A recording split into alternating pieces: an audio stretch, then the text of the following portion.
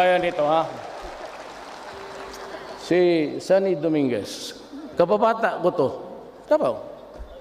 Since kindergarten. Valedictorian yan. Valedictorian. Sa atin namin sa high school, second year, nasipa ako. Siya patuloy ang valedictorian. Ako napunta ng Digos, Davao del Sur. Utang anak tagal. Na took me 7 years sa high school. Oh, palak ba lang. Sabi ng nanay ko, Rodrigo, ang teacher yun eh. Wala ka nag-ipag-asa sabi ko siya, 75, 72. Tumatama na yan. Basta makaakyat lang, parang hagdanan niya eh. Kung hindi ka makailangan na mag-95 malayo, mahulog ka pa dyan. Handaan lang. Sabi na, so my mother never really, what sad is that, hindi niya ako naabutan sana maging presidente. At tatay ko talagang tagal yun namatay. He left this universe. Talagang walang sabi niya hanggang pantalan. Bisaya yan eh. That's a cliche or an idiom in Visayan. Pag sinabi hanggang pantalan ka lang, ibig sabihin yung kargador ka lang. Ayan ang tatay ko, ikaw? Hindi kami no, I mean, he died. Hindi ko masaya maganda ang relasyon namin. Kaya hindi siya believe sa akin. Na ikaw, pantalan ka lang. Si kargador, gusto mo? Sabi ko, basta bayaran lang ako, sige karga ko. Okay naman yan. Kaya 75. Hindi no ba? Yasay. Karumate ko man to. Karumate kami sa law school. UP siya, Padipaur, San Beda ako. Bright. Duresa.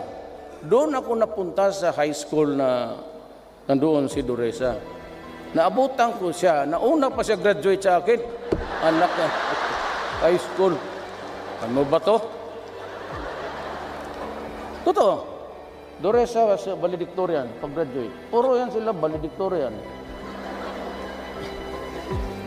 Ang Defense Secretary, John Lorenzana. Alam mo, hindi ko alam yan. Pastor Kibuloy is from doon pinanganak ko, Tabato City. Si Delvin assigned on sa, he brought in the second, 1 battalion of the Scout Rangers noon. Davao, magulo. At siya, tapos nakilala kami because I was mayor. Kaya siya, nung naghanap pakapa ako, valedictorian. Alam mo kung sinagsabi sa akin? Pastor Kibuloy. Yan ang valedictorian namin. Sa PMA. PMA ito. Puro valedictorian. Kair. Good lawyer. Si General Esperon. He is my advisor sa national security. Kung tignan mo ang buhay. Tignan mo ang buhay. Trabahante ko lahat.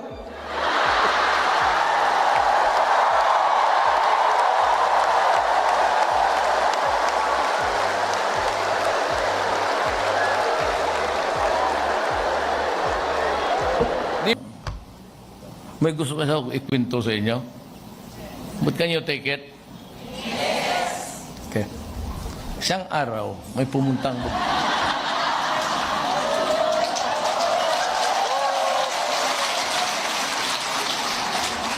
alam nito nila, isang araw, umabot yan sa inyo, may babaeng dumating, stewardess ng Katay.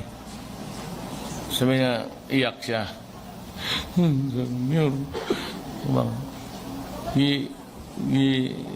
Iiwanan ako, ipabuntisan ako, tapos sumama ng isang pulis sa Region 12. Alam niyo to? Alam niyo yan. So, Umbong, tawagan mo ang Region 12, kusapin ko yung RD. Tapos na yung storya sa pulis ba? Tawagan mo ang RD. Tapos sabi ko, RD, may babae dito, yung pulis mo, pinabuntisan, tapos tinakbuhan. Sabi ko, ayusin mo to. Pagkasalan niya. Tartado yung pulis.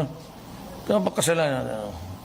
Siguro may kumpiyansa ang buwan kay gwapa, tapos abroad. Kaya papatay mo lang dito. Papatay mo dito, Mayor. Yeah. Sige ha. Ito yung pangalan. Ato nga to sa RD, sa regional nila. Diba? Sumbong ka doon. Ayusin. Kalimutan ko na yun.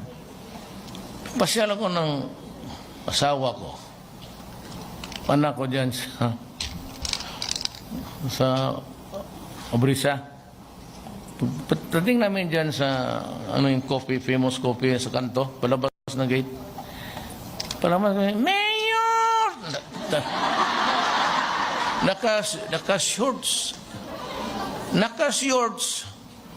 Tapos sabi ko, kay Bong, sino kung gagang to? Sabi niya na, yan yung, kumusta? Okay ako, Mayor. Nagpakasal na kami. Sino yung pulis? Nandyan? Hindi. Iba sino? Nagpakasal na kami ni Arde.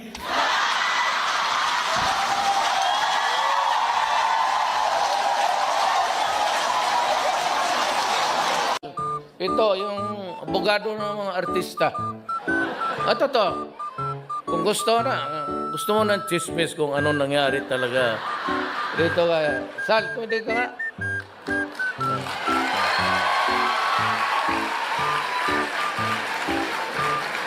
Itong si Sal, hardworking. Yumaman lang ito sa mga away ng mga artista. Yung mag-asawa, yung magkakaso-kaso. Ako po ay ordinaryo lang, kagaya ninyo. 75, 76, ganun lang yan. Hindi naman masyado ako nagmamadali kasi I finished my high school 7 years. Sabi ng nanay ko, Rodrigo, matapos ka kaya? Sabi ko, wala man tayong pagmadalaan dito sa buhay na to. Sige lang, bilyar. Minsan nahuli pa ako ng nanay ko, yung talagang takot, pinalo sa... Ganon-ganon ako. Kaya yung nanay ko kung buhay ngayon, idemanda ko ng child abuse.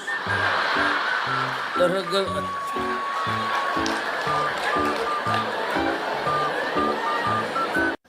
Inanay ko, i-cremate ko.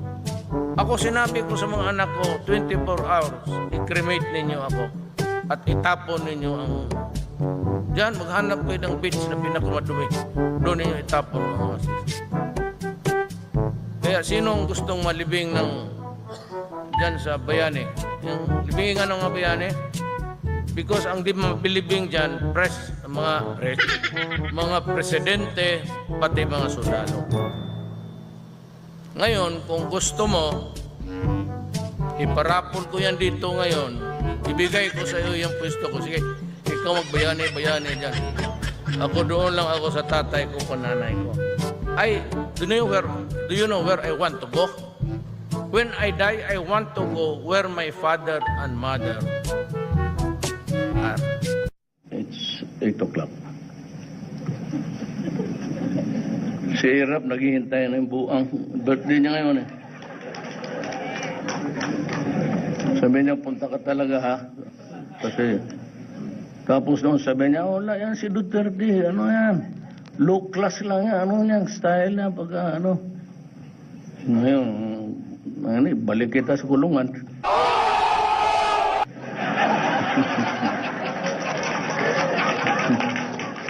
So walang klase, pwede kayong magbakasyon dyan lang sa bahay. I'm sure may mga bagay-bagay dyan sa bahay na hindi pa ninyo nakita. Alam ko na kung anong gawin ninyo. Bili kayo ng cellphone na marami. Wala naman kayong ginawa kung hindi magtulbok-tulbok rin dyan eh. I tell you, I guarantee you, natuto ito sa akin. Pati nga yung style sinunod. He is very, pati babae, dalawa rin yung kanyang ano.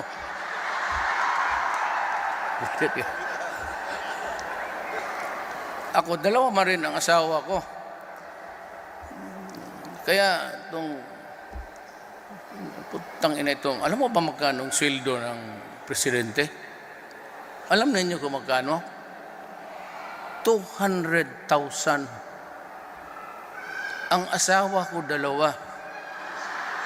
Yung 100,000 doon kay nanay ni Inday, itong 100 sa nanay ni Kitty. Ewan ko, ito si Bonggong ilan. Pero ito sila, pati yung kaharap mo na tatanda, congressman, meron rin yan. Maniwala kayo. Maniwala kayo. I was once a congressman. Kanya-kanyang diskarte yan. Hindi pa matapos ang sesyon, mag-start kami alas 4, matapos alas 10, alas 11. Itong mga to, mawala ito mga alas 7. Kasi naghintay na, halika na, magkain na tayo. Hindi yung asawa, ha? Kasi ang asawa hindi tumatawag. Kisihoda ka kung anong oras ka umuwi. O yung kung may mag-apura, hindi asawa yan. Girlfriend yan. Sigurado ako. Nakakahiya kasi mamili. Huwag kayong mainso. Sabihin ko lang na ang maganda ba? Kasi wala na talaga sa Pilipinas. May asawa ka man, ma'am?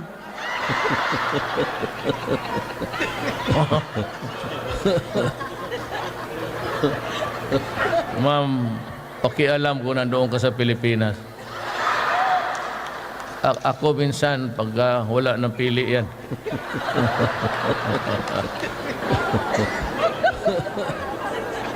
Ano pala pag-usapan natin dito?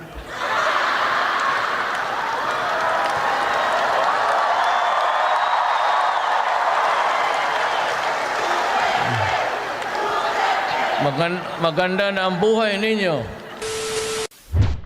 Taga saan ka, ma'am?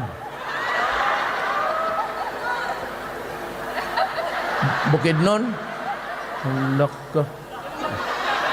May asawa ka na? Totoo ka?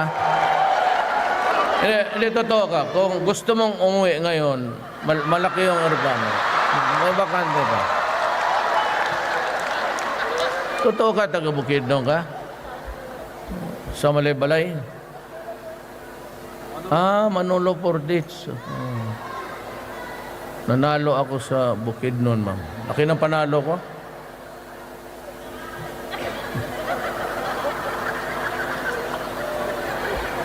Sunod, huwag kayo maglagay ng magaganda dyan. Nawawala ako sa plano kong salita.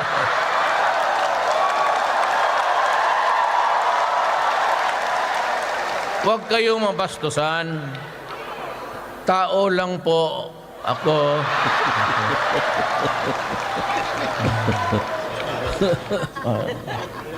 Sunod na ganito yung maglabas, idaan mo yung passport sa akin. Kay. Huwag ka na lang pumunta doon, ma'am, dito. Totoo. Babay na lang kayo, mag-usap pa kami ni, ano?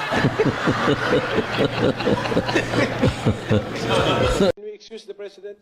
Okay. Sige, Mr. President, by unanimous position, you are now excused from the hearing. Mr. Thank you for attending. Thank you, sir. Thank you, sir. Whether you like it or not, kasi itong mga kaibigan niyo po rito, gusto na po kayong iparelax po, Mr. President. Ito na kasi yung forum na maybe binigyan ako ng panahon ng Panginoong Diyos na makarating dito. Would like to excuse the President Yes, okay. from We this hearing. suspend so that the President can Ayaw ko kasi there are so many questions that would be left unanswered. we suspend our hearing. Sir, pag wala ng question, Tapusin natin itong putang inang problema ng Pilipinas.